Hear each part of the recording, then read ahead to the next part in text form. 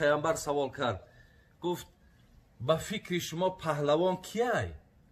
گفتیم همون نفری که پشت حریف در خاک مالید هم پهلوانه. گفت نه، پهلوان در امت ما کسی است که غضب فرو میبره.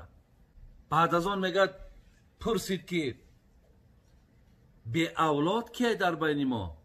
گفتیم نفری که فرزند نداره. گفت نه، به اولاد کسی هست که فرزنداش در حالت خوردی از دنیا نگذشتند. اگر هر کسی را فرزندش در حالت خوردی از دنیا گذرد، این در او دنیا مقصد دستگیر دارد، در اوجا فرزند دارد. بعدا میگه گفتن فقیر کیست؟ این فقیر همون نفرهایی هستند که مال ندارن، خوردنی ندارن. گفت نه، فقیرهای روز قیامت کسانی هستند که در دنیا پول داشتند ولی احسان نکردند، خیر نکردند.